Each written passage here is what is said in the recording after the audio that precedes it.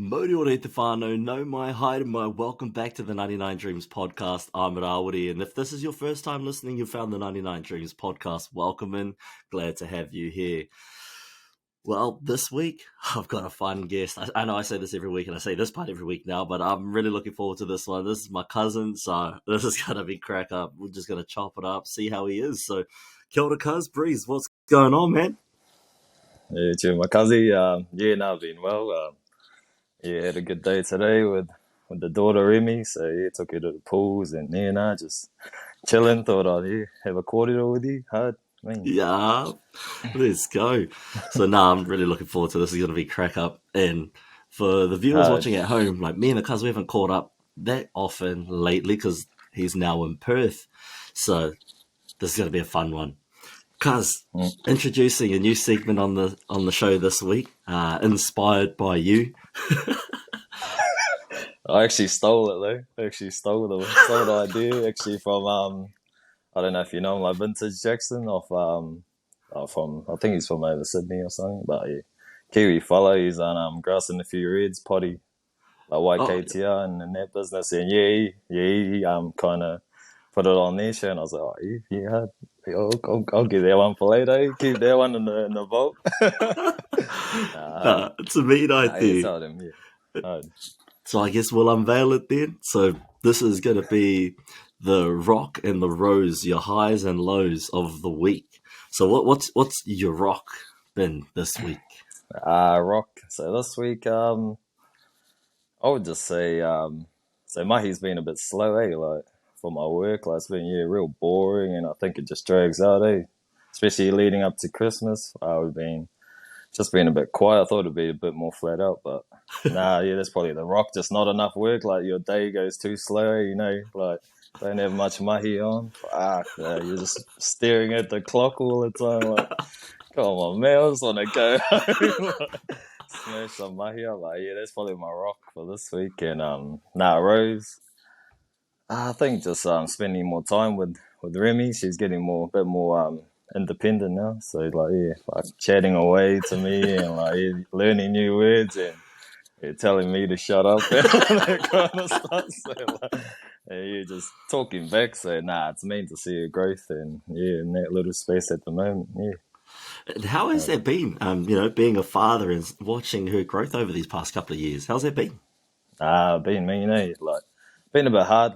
Obviously been away from all the whānau back home, but these last 2 years, been a bit of a blessing. Like quite hard during COVID, didn't really know, especially for mahi and like being here by ourselves. It was quite a tough part of our lives, but if you don't get through those tough parts, you never know how you're going to grow. And when it comes to those hard times in your life, so me and Brooke, we came through it mean, and she's definitely built a different breeze in it. The moment, used to be hopeless, back in the day, not hopeless, but just more chilled and not really.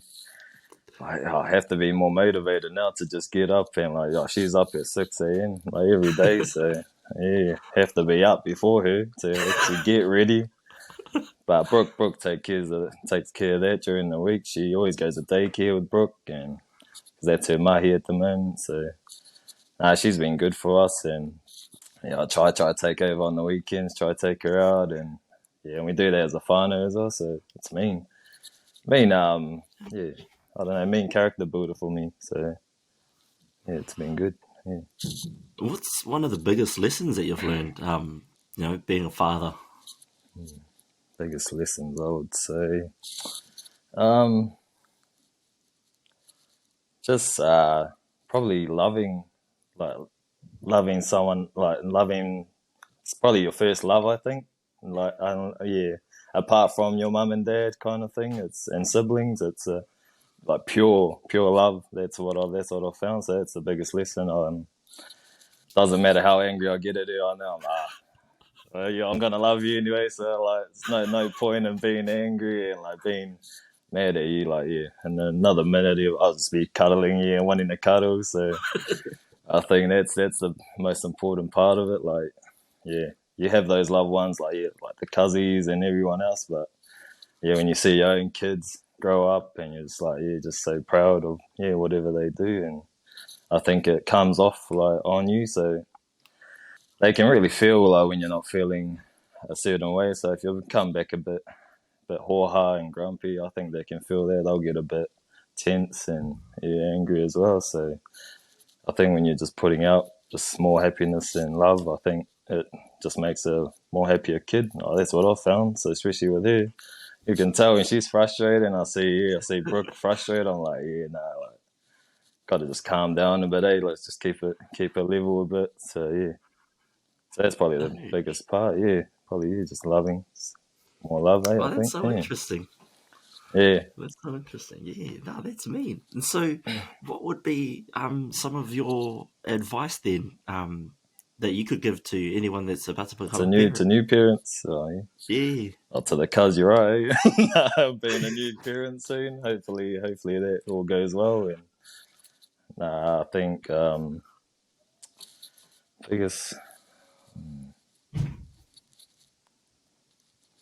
I would say um, helping your partner out more. I think it comes a time where you just feel like, oh, I've been at mahi for quite a while. I want to come home and chill, but at the same time, your partner's there working just as hard, probably harder. So you have to really deal with that and come home to know, oh it's not all about me. Like I know I mahi hard today, but I got to go home and mahi hard again. So that's probably the biggest your biggest lesson I could give or tip to any new parent coming in is just helping your partner out, because you never know what they're going through. They could be mentally drained and everything. So hearing a kid, if the kid's screaming, the baby's screaming all day, and you don't know, you can't deal with it. You don't know if they have been like good or bad. So I think just helping them more and asking if they need anything, like it's a big lesson. Like even I don't do that sometimes.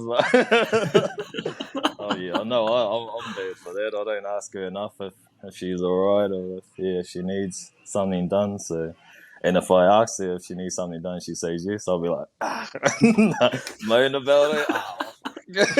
I wish you didn't. Oh well, no.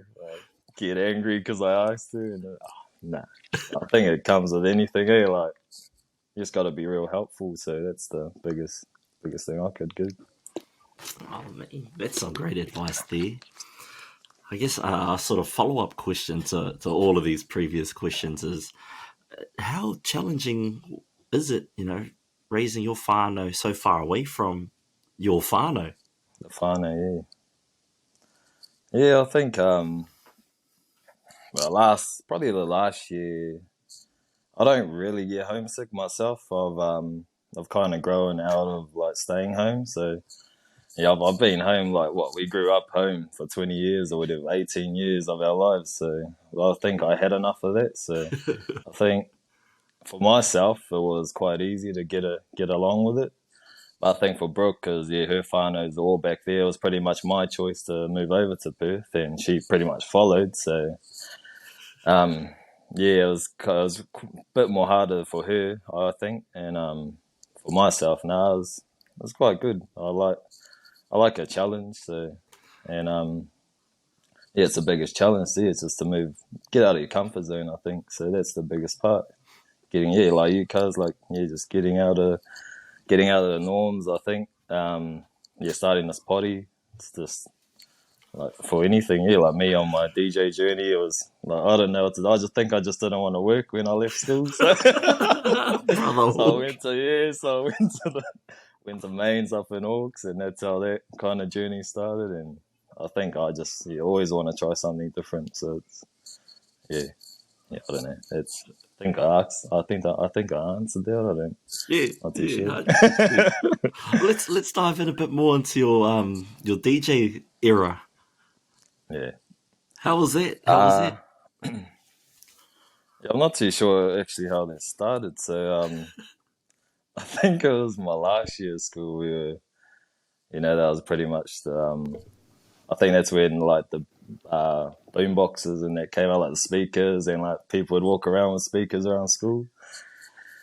And it was pretty much iPods and there you could chuck it in the docks and everyone would be like playing like blasting music in it. And that was when we got introduced to like bass hunter, like techno and all that kind of music, all that jazz. And gravitated towards like house music. Definitely, like straight away, it was just like a far out. Like, what's that kind of music? Pretty much, get you on a level, and you're like, fuck, like you're loving that. So, made the decision pretty much my last year of school just to go up to Orcs. I didn't know how, like, didn't know who I was gonna live with, but yeah, thought I'd just do the trip up there, and moved up to Orcs straight out of school. And done that for 2 years, stayed up there. And then moved back home for a few years and played a few gigs in NP. And what year was it? I think it would have been about 2016 or 2015. I kind of just stopped it. Yeah, pretty much straight away. I was just like, I just got bored of it. So, held it off to 2020 till when COVID hit. Yeah, like about 5 years of not even doing it then. And then started listening to Gary Vee, like all his podcasts. And he was saying content's like king and everything. So he was shouting about TikTok. So yeah. He said jump on TikTok, like Instagram's way too flooded now, like jump straight on TikTok. So yeah, jumped on that. Started doing videos just on me and my mixer, little house music videos of pretty much the best songs like of that category. So like best festival sets, so I'll do like that.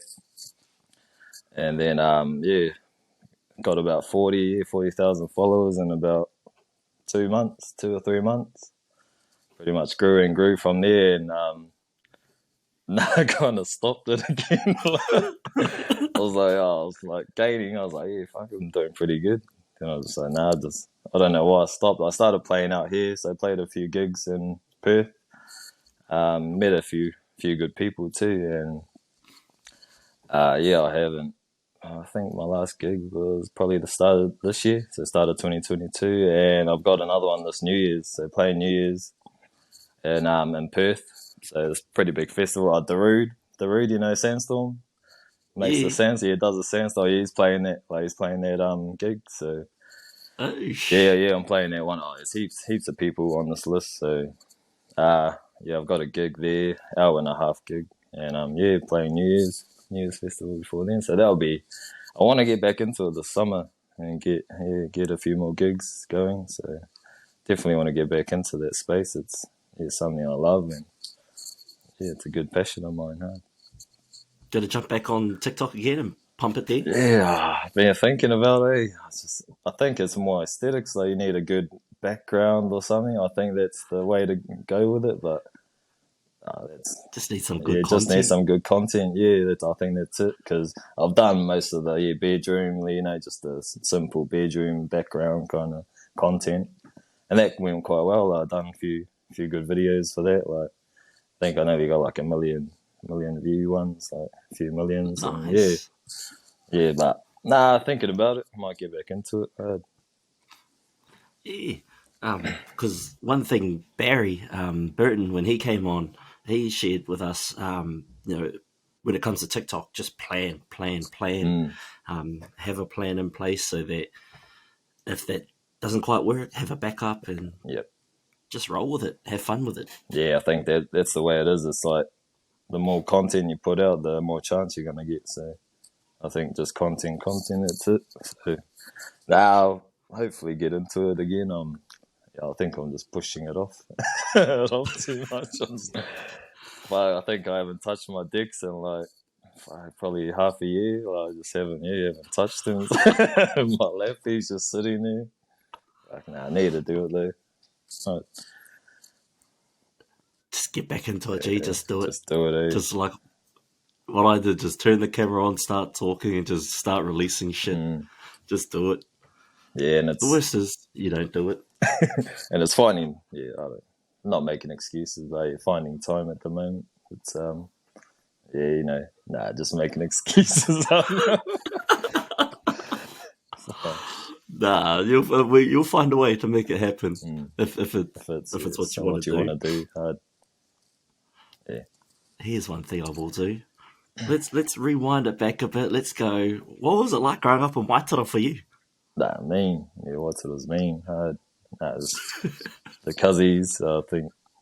Yeah, that's probably the best part of it. Was hanging out with you fellas, and I don't know. It was quite easy, just laid back, like dollar mixtures, 50-cent mixtures, and like that's mean. I think it was easier back then. Getting the pass out from the pools. Yeah, I think it was just easier back then, but so I think it's just adult. Once you become an adult, you're like, oh, hey, is that what my parents paid for? Saying, fuck, what do you pay for? And they're like, just looking at us like, you have no clue. They should have just put all the bills in front of our face and say, there, that's all we pay for. That's why we can't go to the movies this week, bud. That's why you're going with Auntie Leonie. Drop us off in town, bud. Those coupons, the movie ticket coupons, yeah. Oh, yeah. But the worst day out was going there on a Tuesday because it was the clean-up day. You know, hey, why are we going there in midweek? School holidays. Hey, fuck, we just want to chill, go on our bikes. These are going out to Leonie's. Think it's a pool day. We're not going to aquatics today. We're cleaning up the house. So the cleaner has a clean house to clean tomorrow. Those are the days, though. Those are mean. I'm pretty sure we were on rotation every holidays. Like, we'll go stay at your fella's place for a bit, then we'll go stay in town at Auntie Leonie's for a bit, then at my place for a bit. I'd have those holiday programs too. Those are mean. Jump on the holiday programs. But yeah, looking back, I was like, they like our parents actually try to give us everything they could. So it's the main part. I think we appreciate it too. They actually put the mahi in and got some mean stuff. I was like, fuck. Every Christmas we had mean Christmases. Bro, we had some mean Christmases. That year we got all those scooters out. That was a vibe. Chosen got the massive. What was it? That big one. But we got the styly ones. We got the big butty one. Might as well get a bike. That's it. Bro, it actually was. You might as well just have a bike. And then what else did we used to get? We used to get the cash money. Oh, but the worst now. Remember when we used to have to go to bed early and Chosen and they got to stay up? We're like, hey. What's these ones, man? Trying to stay up, Nowadays, you just want to go to sleep at like 8 o'clock, 9 o'clock. Why did you want to stay up? Trying to have the midnight feasts. Yeah, got to go down those stairs. Making sure Auntie don't come out of the room. And then it's normally Matua downstairs in the office. Matua. What he's doing? He's already down there. He's working on his thesis. So he can hear us. Comes out. Just hears us whispering. Yeah. That reminds me of another story, G. Do you remember that time? Whose birthday was it? Was it Harold's birthday that we were there for? I don't know. What we were old or young? We were old enough to drink. This was, I think, the first and probably the only time we were allowed to drink. The only time, I think. Yeah, I think that was the first time. Yeah, my mum brought me a box. She brought me 2 boxes of Spades. Spades were yuckers. I was like, hey, and purple guanas. And I was like, purple G. Yeah, purple. Yeah, I was like, yeah. But the Spades were just like, hey, like, what are these for? Like, 15-year-olds or whatever. But hard, yeah. I'll tell them the story though. You tell them the story. Because that was the same night we Gap Day. Yeah, me and you get. We get to a party, and then afterwards, Haoro and Uriah kept they on the scooter, but That was all the way over the other side of the city. Fuck. So if you know MP, like you're in Motoro, you have to walk all the way over to like what Girls High? It was Girls High. yeah, over those areas. Yeah, at those lights, at the Girls Highlights. Ares. It's far as. But what's crack up is that none of us were there except Breezen when Auntie came to check on us. So it looked like he just stayed the whole time. I just got into the door. Like pretty much closed the door, and like, I think it was Matua like must have walked in, and then like Breezy's like, "Where's the boys?" I was like, "I don't know. I just came from out like I just came from outside." But then like that was crack up. Nah, that was a funny time. Man. Bro, Just timing, that's what you call timing. Impeccable timing. And bro, we were all so mad too. We were like, of course Breezer makes it on time. Not and the favourite. And then Holdo and Uda come in. Like, I think it was maybe an hour later or half an hour later. So they stopped off at Arizona and got a feed. That's where Holdo used to be. Bro. Because they took the scooter, eh? Yeah, they took the scooter. Drink driving. That's New Zealand culture for you. We don't condone drink driving here. Nah, hell no. But that's a cracker. It's that young mindset, eh? Yeah. Young fellas. I can do anything. Yeah, we can get away with it. And they didn't find out until Holdo's 21st day. So like 6 years, 5-6 years after that, they didn't find out. There was a crack up reveal too, because she was like, "Hey, no, not OP, not my OP." Yeah.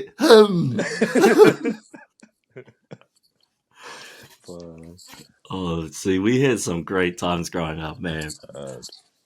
I really appreciate our childhood that we had. It was gangster. We had so much fun. Yeah, all the fun. I'm just happy. We had that Moturoa house, Whiteley Street. Like that house just made it, eh? Like, especially for the whānau gatherings and everything. The tramp outside, like actually stages. I think they loved it because they jump on the tramp, then they just got to chill, chill inside. Jump on that tramp, go down the beach, hurry up. Yeah. But that's what it was like. We would just cut through the neighbours. Not even allowed to go down there. Jump on their tramp. Bro, actually. They must have hated us growing up, eh? They must have just looked at us. These kids are back. All these hoary little kids, with their funny clothes. Listening to Nisha Mystic in that little blue car. Oh, that blue car taking us to Maryland's, eh? Fuck, those are some times. Yo, reckon I can roll this ciggy before the light goes green. The classic. Installs at the lights. Drop the tobacco on the left. The hide. Oh. Wow. Oh man, we had such good memories. I think. Speaking of winding back the clock, you got back into league this season for the first time in how many years? I would say for rugby league. So my last season was high school, so I played D-Val. Yeah, D-Val. So I'll say 10 years ago now. So I was about 18.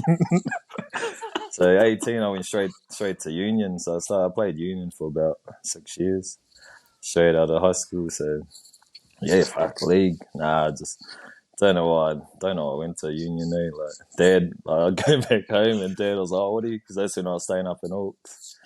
Came back home and Dad was like, "Oh, what are you playing up there?" He was like, "Oh, rugby." He's like, "What league?" I was like, "Oh, no, union." He's like, "Hey, don't even play a real sport." What's that? Nah, just like giving me shit pretty much. Like my whole time here and playing union, but nah, it's me getting back into league. Pretty much. I grew up playing it my whole life, so ever since under sixes or seven, so since I was 5 to 18, played league. And, it was good to get back into it. We got kicked out though in the semis. Yeah, yeah, but that's how it goes. Definitely get back into it next year. Yeah. Uh, What's the preparation like now compared to back when you were 18? How do you get the body and the mind yeah, ready the for each body. game? Well, I don't. Fuck, you just walk out there with a broken back and Just put the nah, boots on and give it a run. fuck, yeah, it's hard. Yeah, it's hard being this old. You take for granted how like limber and like flexible we were as kids. Fuck, it's tough now. So I go to gym quite a lot now. So get up before mahi, get up like 4 o'clock every morning now to get to the gym. And yeah, I actually done my like slipped my discs. I pretty much stuffed my discs up in my back in my first game. First game playing league, stuffed it up and couldn't even get out of bed. Like the next day. So I Shit. went to a chiropractor, took scans, and he was like, like your 2 discs. He reckons like your discs in between should have like they should be this much, and he reckons I've got pretty much like a 45-year-old back or like 50-year-old back, and like so it's when contact comes into that you haven't had it treated over, you haven't done any rehabs. So done a bit of rehab, was out for 5 weeks, and Shit. I just kept doing rehab and pretty much just want to be more mobile now. Just want to be stronger in my core and my back because that's pretty much all you need. It's just a strong back and obviously, like quick legs and got to be a bit stronger now. Like, going up against men, it's not easy. Like, get thrown around. I'm happy. I'm a bit heavier nowadays. Used to be quite small. Yeah. Is it a huge adjustment to the mindset coming into it as well? Into a game, like every game. Yeah. Yeah, Even into prepping yourself for the season. prep wise, because I never used to like even do weights. I never used to train. I didn't touch weights until I was about 19, 20. So coming through the grades, I was just like you just go to school, then just go to game day or like training. That's your only training. But now you have to actually do like training outside of training to get your body right, and it's the only way you're going to keep fit. You don't work on that much fitness at training. You're just working on ball skills, team patterns. So that's the biggest part of it. Your prep is before you get to training and before you get to a game. So the biggest thing I learned this year. Have you seen that Richie McCaw movie? Nah, I haven't seen that yet, Nah, eh? yeah, right there, hard. It's a mean movie. So he Is it all about his mindset? just mindset and everything, just how strict or his prep was, just real. Was it deliberate? So you just like write down before like each game, like write down, what I need to achieve in a game. So I started doing that in the start of the year, but that sort of helped me get a clearer mind of what my goal was during a game. Like I don't have to look after this guy's position. Like, I don't have to help him. It's just pretty much what my role is as a player. I have to take care of that first. It was quite hard because I was playing reserve grade and kind of have to look after other players because they're not kind of at your level. Like if you're at a better level than him, so and I wouldn't say they were like shit. Like, nah. But there were some like players that I'm just like, far out. Like, is this your first year of like actual first year of playing? Do you not know this game? Like, you should know a little bit of the game at this age. Like, you're like 22 or 20 above. Like, you're not young. Like, you're not a kid. But they did have because they didn't have a third grade this year. So most of those ones who would be playing third grade are in reserves. So there's only 2 grades, reserves and like first grade. So it's quite hard getting used to everyone playing in with everyone, because you'd have this little guy who doesn't even know how to tackle, doesn't even know how to catch a ball. And like, far out, like, how am I supposed to play with him when I'm trying to do my job? So I think, I'm going to go for first grade. I'll hopefully crack that, and that'll be a bit of a easier for me to just focus on my role. And you enjoyed it? You enjoyed getting back out there? Yeah, I loved it. And that was like, so I didn't have much time for DJing. No, do that. Don't have much time. DJing starts at 9 p.m. Nah, it was, I loved it, eh? It was definitely made me a bit more happier. I feel for those people who actually pros and get injured, like for their game.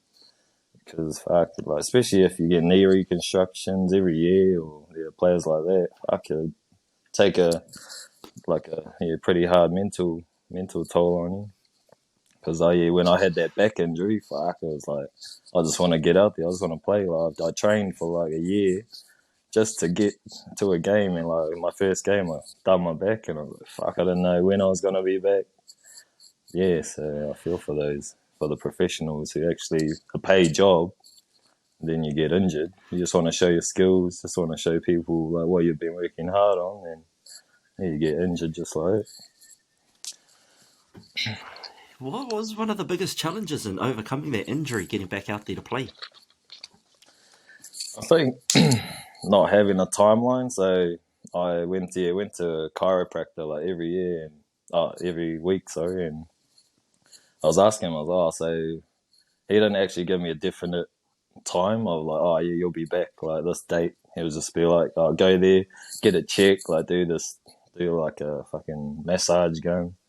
And he'd be like, yeah, sweet. And I'll be like, so when can I come back? Like 2 weeks or something? He's like, I'll see you next week. Like, yeah, see how. And I was like, fuck. Like, I just want a time, like, just so I can know, yeah, I'm definitely back. So I'll be telling my coach, I'll be like, I don't know when I'm going to be back. Like, go to training. Like, don't even do anything. And he'll be like, so when you're back? I'm like, fuck, I don't know. Like, don't you have, like sport doctors at the club or something just to help, like just so they know, yeah, he'll be back this time. But no, they didn't. So, and I think that was the biggest thing of not knowing when I'll be back, and I was just training, like doing rehab, training and rehab, go to training, and just like, fuck, I just want a game. This is shit. It was all right that our team were winning a few games, but still, I just hated watching. I was like, nah, don't want to watch. Yeah.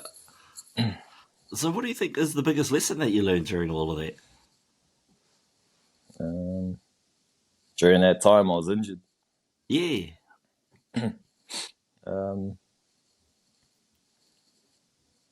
Biggest lesson, I think, was sticking to it, like your rehab. So, with anything, it's actually sticking to it, like, the bigger picture. Like, fuck, for me, I was just like, I could have just left it and go, nah, I'll just play and not do rehab.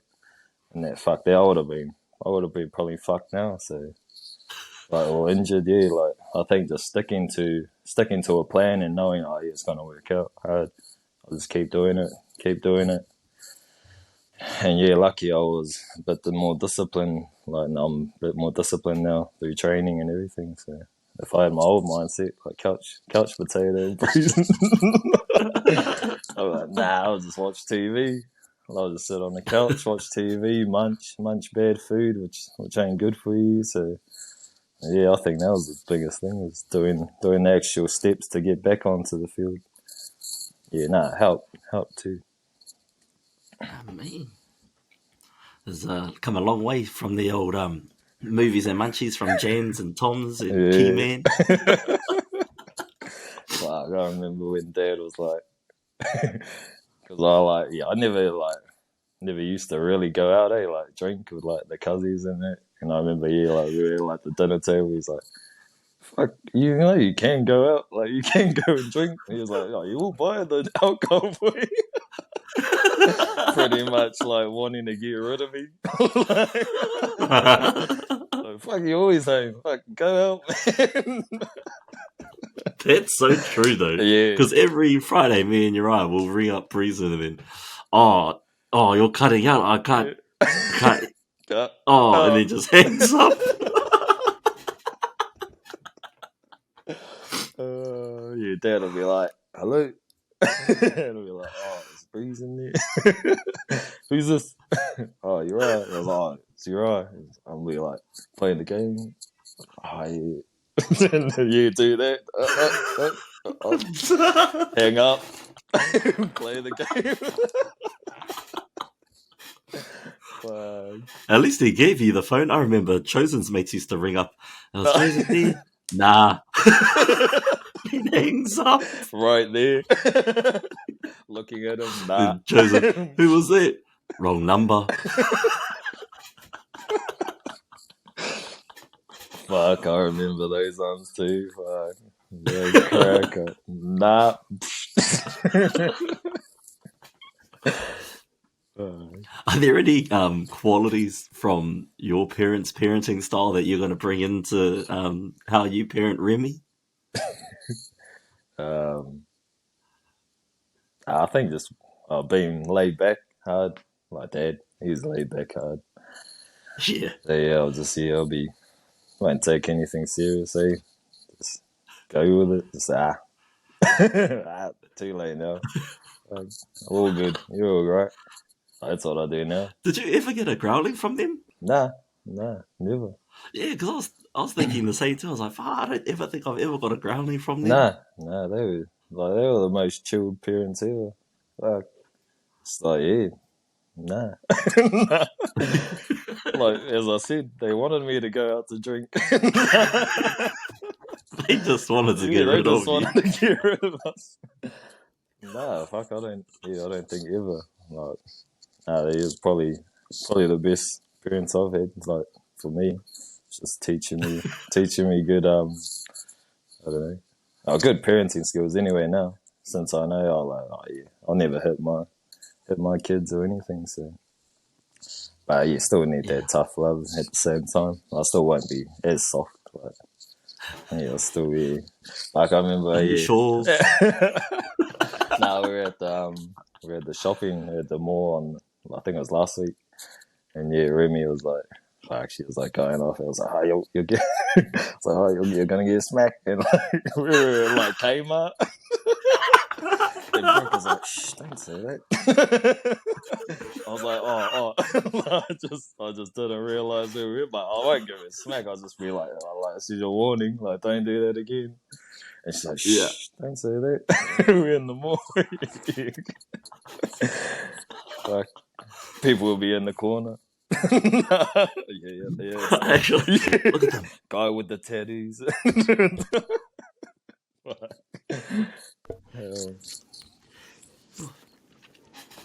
Nah, man. There's got to be so much fun in it, though, eh?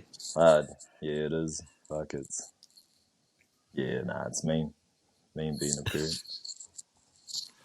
And what's in the future for you guys? Gonna move to anywhere else? Are you guys content in Perth, or what's on the cards? Yeah, so we'll be here at least 4 years now. So I just started my apprenticeship doing mechanical fitting. So being a mechanical fitter, I started that in August. So yeah, I'll be doing that till 2026. Yeah. Mean. Yeah, yes, I'll be doing that. And yeah, it'd be the longest time I've been in a job. No, never could hold a job. The old meat works. Yeah, the old meat worker. Yeah, that's what I would have been my whole life. But grateful to get this opportunity. Just to have a trade under my belt. I didn't even know what a trade was when before I came. It was just that was my life. It was just being a process worker or production worker, just doing warehouse jobs. So to answer your question, we probably won't move home for a while now. So I reckon I'd give it 6 years maybe. Move back home. Yeah. Well, I don't know. I want to move somewhere else. Probably go. Yeah. Probably be living over east if Uriah and Auntie Dale and that over there still. So probably go over to Brizzy. Yeah, that was a good That'd plan be of me. ours. Yeah, that was a big plan of ours. Well, I sort That'd be of me too, because a little bit closer, eh? yeah, and we actually got a warehouse for our company over there, so I could probably just transfer straight over. Oosh. Yeah, so that's a bit of a plan of ours, and I don't think. Oh, we'll see how it works. I don't think my mum wants us to stay way too long. She's like, come back home. But, yeah. Well, if you were in Brizzy, then, you can visit more often and people can visit you a little easier. Mm, Perth is a mish, eh? Yeah. yeah. It's stupid prices. Like, the flights. Like, the flights now I've heard was like, $4,000 return. 4,000, Holy just to shit. go home and come back. It's crazy now. And wow, I take it, all the what is it all like? The flight companies and that want to get all their money back for all the losses they had. But at the same time, it's quite stupid how they're doing it. It's just like, Yeah. yeah, Well, you think if they made it a little bit cheaper, then more people would fly more often, rather than making it expensive and having people struggle to afford to fly more often. Yeah, because at the moment, people are struggling just to pay rent, just to get through, and they're putting these just to see their family for Christmas gathering, and people with 3, 4 kids are just can't imagine what they're paying just to get home, and just to see their loved ones. It's just pretty stupid if you ask me. Shit, yeah. Way too overpriced. It's corporate globalism. What do they call it? Capitalism. Capitalism, yeah. Must be nice. Yeah. Must be nice. Do you have any plans to start your own business venture or anything like that in the near future? Um, nah, I haven't really thought about that at the moment. Nah, I was gonna get into like promoting my own events for like clubs and stuff. So I was actually looking to do it this summer, but now I don't think I'd actually start that. I really want to get into that though, like promoting my own events. It's a pretty good market here to do it too. So Perth is, I think, underrated in their events. Yeah, I was saying like music festivals and all that kind of stuff. Like they Yeah. get quite big acts over here. It's pretty good. Yeah, that's sort of Is it an easy market to get into over there in Perth?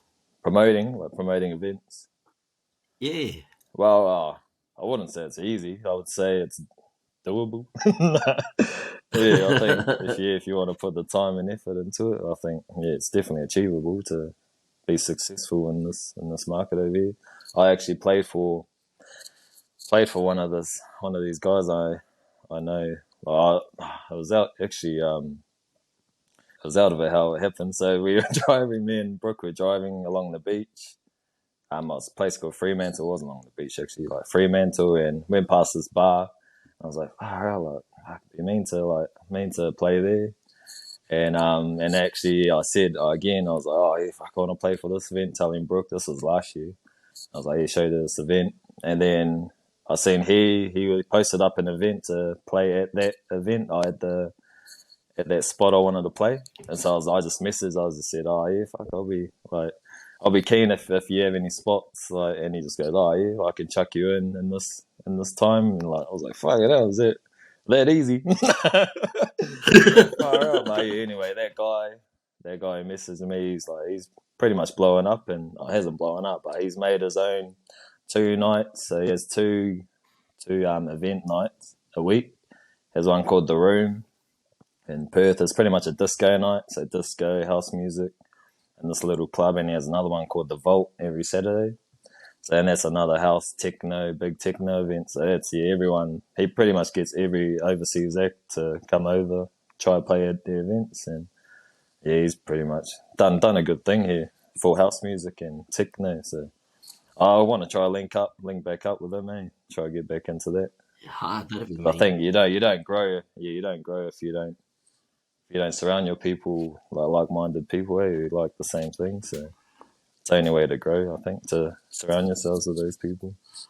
And how important is it? Like you just said, you think it's super important. Like, why is it so important to surround yourself with them? I don't know. Yeah, I think just networking. I think that's the big thing, especially with DJing and promoting. I think you need to know people to grow your event. I think if you don't know much people, it kind of it'll be a big high. Then they got this cool event. Some people will come like word of mouth, but at the end of the thing, like, it'll just slowly drop off because it doesn't keep that energy. I think so. Knowing, connecting, networking with a lot of people in that space, especially house, like the house music, techno scene, I think it's really blowing up now. Like techno, definitely. Everyone's getting into it. It's coming into mainstream. Like what Drake made an album of it, like sort of house music kind of thing. It's because it's vibey, eh? Yeah, it's just vibey, especially summer tunes. Like if you want a good summer tune, like you just chuck a bit of house with a good singer or rapper.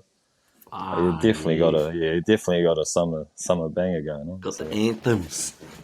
Yeah, you got the anthems going. Yeah, that just makes me want to just get on it with the cuzzies in the shed.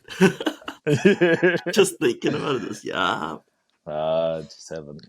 I miss that about being home though. Yeah, miss it and like just being able to go down by your eye. That was always the spot. It's good.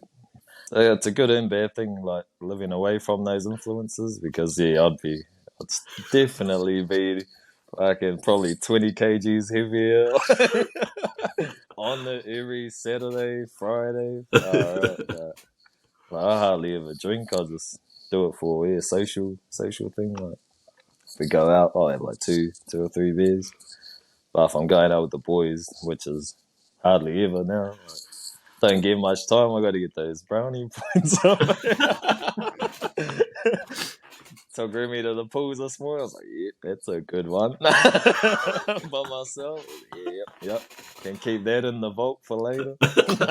Remember that time Oh, yeah, the boys on the go out on Saturday. What's the algorithm, brother? How many weeks in advance do you need to ask? You need to ask. I would give it at least 3 weeks. There has to be at least 3 weeks, like to give it. The boys. I want to go on this day. She's chilled with it. Like Brooks is chilled with it, but at the same time, it's just like she doesn't. You know they're not chill with it. Like they say, "Oh, you're all good." Getting ready, like looking at the sun, looking at the corner of the eye. She's like, "What are you putting that spray on? You don't need that cologne on tonight." Oh, the boys on the smell. The smell putter? Here's a lynx. Yeah. Oh yeah, I brought you a lynx Africa. Not the Africa. Nah, it's I reckon 3 weeks. It's crack up there because we went out. Because Zaki moved over and getting into golf now, so he's like, looking at me like, you never play golf. So you just want to go out to drink. Those ones, and play golf. Yeah, and play golf. I actually played golf when I was young. No. Well, Dad played golf. Yeah. Surely you got a bit of that muscle memory from those days. Doing the chips down at that athletic track. Yeah, not lately though. Had a shocking game yesterday. Was it like getting back out there? Is it terrible? Fun? Frustrating? beating this heat. You got to beat the heat over here. You got to go early in the morning. Yesterday we went out at 2:30 in the afternoon. Far out. It's about 30 degrees. 30 degrees out there. It was Fuck that.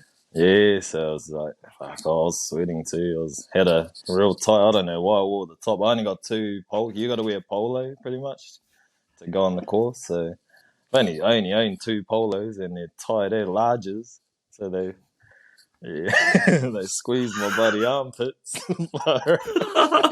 sweaty ass armpits, and getting into it though, loving it. I think it's a good game.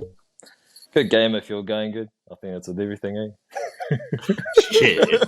It's a fucking piss me off game. Yeah. Walking around the field chasing a ball. And the more you try, the worse you get. Worse you get, yeah. That's what I was like. Yeah, it was pissing me off though. My chips were shocking yesterday. I think everyone heard me.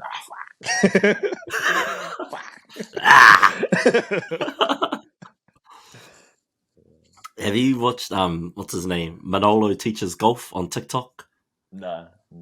He's good. He's good for some Crack tips. He's got some great tips. Oh yeah, so he actually gives you good tips, or does he do it for crack ups? Yeah. Oh, yeah. Nah, they're proper tips. He just puts some humor in it, and helps improve your golf game. Like I played this random game of golf where like we'd do a hit each, so I'll tee off, then you get the next stroke, and then the next person will have the next stroke in that. Oh yeah. Yeah, so we played a game like that, but I just spent the whole two weeks beforehand learning those little moves from the pro, and I was getting decent contact on the ball. Yeah. Not much power, but we were getting decent contact, and it was going the direction I wanted it to. So we learned a lot from it. Learn to be. Yeah, that's all you need is just to make it. Yeah, go to where you want. Like you're not. Fuck yeah. It doesn't matter how far you hit it, really. Like you want to get it at least 50 meters. Like you want to get it up there. But if you're like aiming towards it, fuck, it'll just go off that way. Then you're not having a good day. Yeah, you just want to get to the end. You just want to get to the end and have a beer. It's like, nah, man. Fuck this game.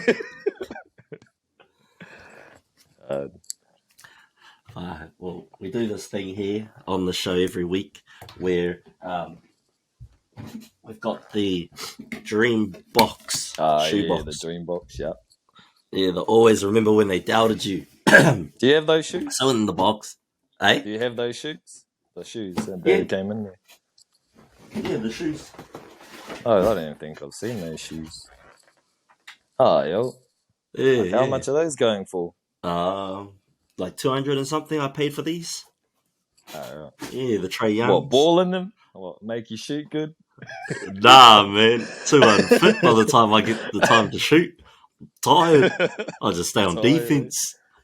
Yeah. It's hard getting up and down the court, man. Oh, hard? Yeah, ain't an easy game. Nah, man. But no, they're good, comfortable shoes. And I like them. They're better than the old Air Force Ones on the Force court. Ones, eh? Converses. Yeah, GL Chuck Taylors. Chuck Taylors. So yeah, do you have any dreams that you'd like to achieve?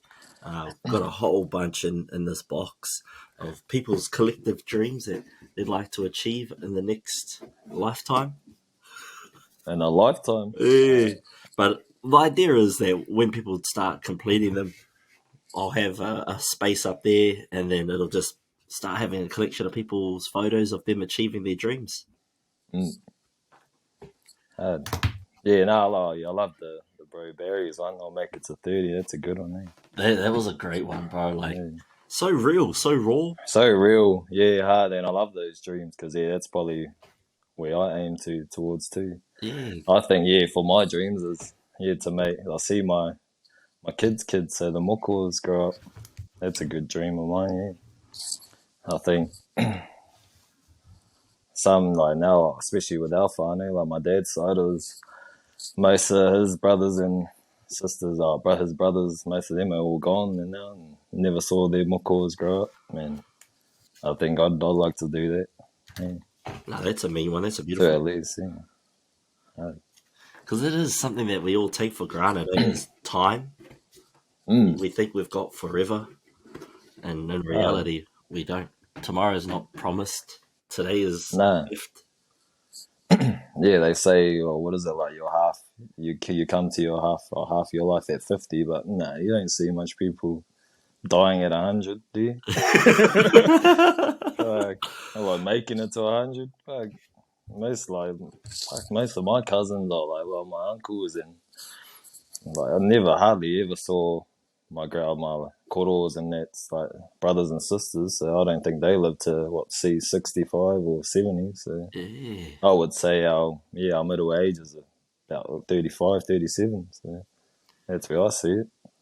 yeah, So yeah, nah. and we're getting to that soon, and you got to make the most of it every minute of it. It's scary, eh, when you think about it like that, like how Mm, much of our whānau, yeah, haven't made it past 40. hard. Yeah, and it's just those random ones. It's like, oh, I won't wake up. I had a heart attack. Asleep. Like, fuck. Yeah, that's scary. That kind of stuff. So and that's the main reason why I try to take care of my health a bit more nowadays. I don't really ever. Oh no, yeah, we do eat bread. No, we try to not keep bread in our cupboards and that much. So I grew up like mum still keeps two loaves of bread in the pantry or in the drawer. So yeah, I try to stay away from just those heavy carbs, and just to give me more of a chance later. So I don't want to be sluggish when I grow older. I want to be nice and be a bit fitter. I think when I grow up, run around with the mokos and the kids, and that's what I want to see. Go to the beach, hang out at the beach all the time, and I hate the sand though. No, If you could go back and tell, let's go with 16-year-old Breezen, a piece of advice or just anything, what would you go back and tell him? 16-year-old. So get off the game. No, You stop. go hang out with your Yeah, stop cousins. playing the PlayStation. No, I think be more enthusiastic with things and giving things a good go. I think I didn't really take things like I go 100% at things, and I think nowadays I've learned to do the hard mahi early. So work hard. Yeah, that's a big thing. I think. Younger kids. I work with a few young people in my mahi, and fuck, their work ethic is just you just can't see it. They're like, fuck, what are you doing? Like, just work hard. And that was probably me when I was that age. I was probably like 19, 20, just didn't really want to work. And nowadays I've thought about just work hard, and I think things will come to you if you be persistent. That's a big thing. And this, I guess that just comes with growth, eh? Mm, That whole shift of mindset. yeah, hard, hard. You don't want to look like be a lazy fellow all your life. Like, get some work ethic into you, and just definitely paint a better mindset for yourself. Be the growth mindset instead of fixed. So that's what I try build towards, that growth mindset. Think every opportunity has Yeah, a good chance. Like, give every chance an opportunity. hard. Then I guess the final question would be, if you could give yourself in 5 to 10 years a message, what would you tell him? If you look back on this podcast Uh, and go, "Ah, true," like what would you like to say five, to you? 10 years. Um, fuck, it's a hard one. I think Yeah, it's one of the hardest things. I think I wouldn't even know. That's a hard one. I think it stumped almost everyone that's come on this show. Yeah, because you don't really think that far ahead. Nah, It's you don't, never do. You just think about the next day, what you're gonna do the next day or the next hour. What you're gonna yeah. eat? What you're gonna eat for dinner? What's for lunch? What's for lunch? Yeah, I wouldn't. Yeah, I wouldn't know. I think. Ah, I just hope. I just hope everything. Hope the health is still there. Just that's all I think. Nah, I would. Wouldn't know what to say, actually. No, I don't have one. You don't have anything? Nah, I don't have anything, no. Oh, fair enough. No, that's all good. Maybe next time you come on the show, you might have something. Yeah, hard. Next year. Next year I'll have something, yeah. Well, I guess as we wrap this up, my cousin, is there anything you'd like to share with the people, what you're up to? Where can they find you? Find me in Perth. No, no. No, just if you know me, say what up. Hit me up if you're ever in Perth. Be keen to catch up. Yeah, just make sure it's 3 weeks and 3 weeks notice. Because they're 3 weeks notice. Put on my leave. Yeah, or just a game of golf. Game of golf is it? It's a good one. But you need to give my leave up there. Gotta get you some hours of leave. Well, I'll be DJing at Snack Festival in Claremont, Perth. So I'll be playing 9 o'clock to 10:30 there. So you can find me here DJing. That'll be my first DJ set in a while. So I gotta get the dust off off these decks, and I gotta practice. So shot Cuzzy for getting me on. Been a minute though, trying to tee this up. I'd mean to have a chat, and it's mean. Keep doing your thing, eh? Hard. Thanks, cuz. Appreciate you coming on, eh? Definitely this podcast wouldn't exist without my guests, and thanks so much for making the time. Getting in those leave hours so you could do this. Yeah, hold on. Surprised Remy's still asleep. Wicked. Thanks so much for jumping on, cuz. So good to see you. You too, cuz. Just get to catch up again soon in person. But Mauri ore te whānau, thank you so much for listening. This has been the 99 Dreams podcast. It's been so much fun hanging out and chatting with my cousin Breezin today. So, thanks so much, whānau, for listening in. Take care, everybody. Ka kite.